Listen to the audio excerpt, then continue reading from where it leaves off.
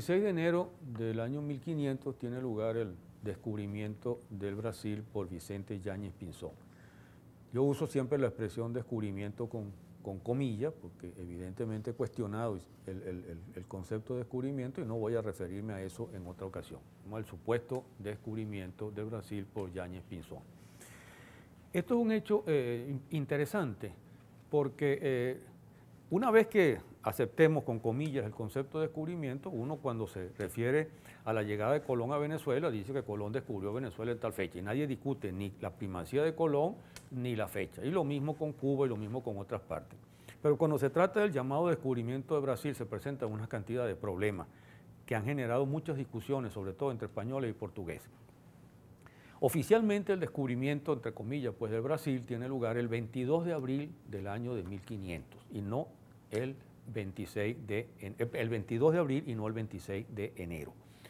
Y el descubridor del Brasil, de acuerdo a esa versión oficial, que es la que repiten pues, los libros de historia, era un portugués, noble portugués, llamado Pedro Álvares Cabral. Y Pedro Álvares Cabral había llegado entonces a la costa de Brasil, cerca de la actual Bahía, en esa fecha, 22 de abril del año 1500. En principio el relato dice que Álvares Cabral, que iba al frente de una gran expedición que se dirigía a la India, que era siempre el objetivo, desde hace unos años anteriores, el objetivo de los portugueses, siguiendo el viaje de Vasco de Gama 2 años antes, se desvió de su ruta, una gran desviación por lo demás, si uno lo ve en un mapa, y fue a dar entonces a la costa brasileña, y esa es la fecha del descubrimiento de Brasil. Pero los propios historiadores portugueses y todos los historiadores que se ocupan de eso no pueden negar que hubo algunos marinos que en ese mismo año incluso llegaron a las costas de Brasil antes de que Pedro Álvares Cabral llegara. Y esos 2 marinos eran 2 marinos españoles, que llegaron entonces primero. Incluso se habló en alguna época de 3, porque se le atribuyó a Alonso de Ojeda haber llegado en 1498 a las costas de Brasil, pero hoy se niega eso y se dice que Ojeda no pudo pasar del territorio de Venezuela o de la Guayana. Pero en cambio, el segundo de esos marinos fue Vicente Yáñez Pinzón.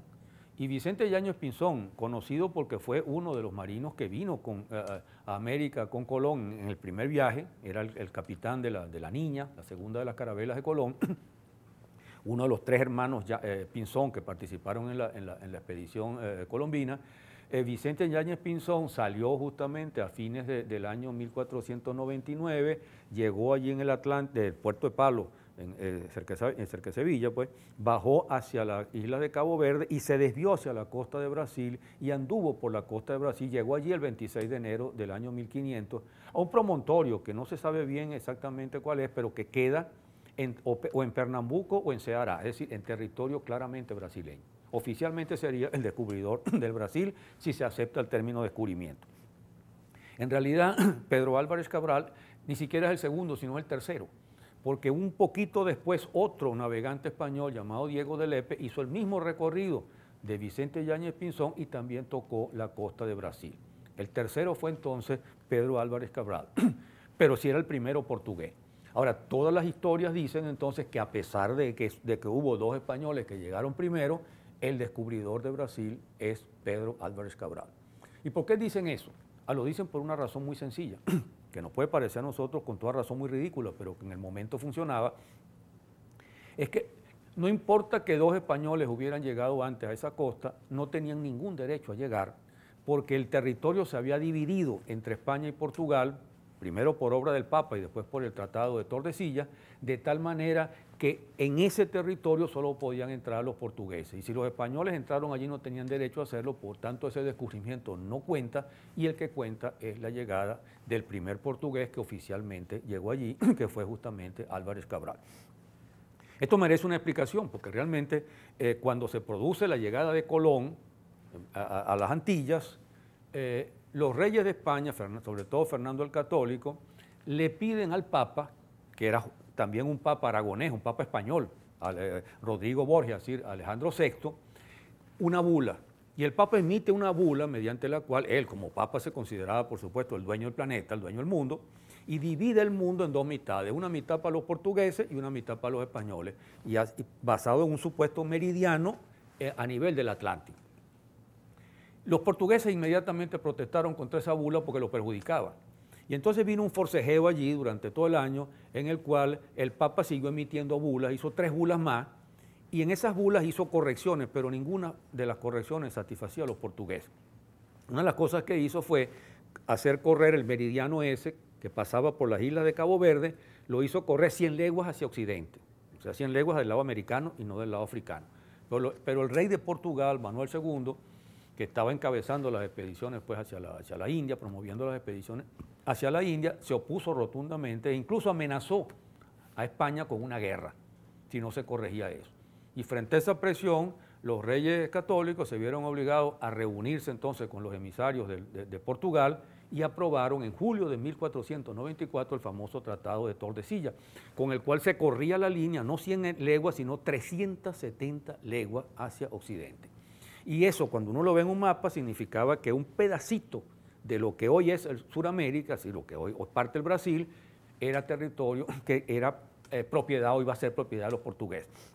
No importa que no se supiera todavía exactamente que había un territorio allí, pero cualquier cosa que se encontrara allí tenía que ser de los portugueses. Y uno se pregunta realmente por qué ese interés de los portugueses en querer correr ese límite hacia occidente, cuando ellos estaban marchando más bien hacia oriente, su objetivo era la India y no América.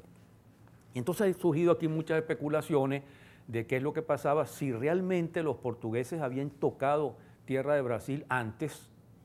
y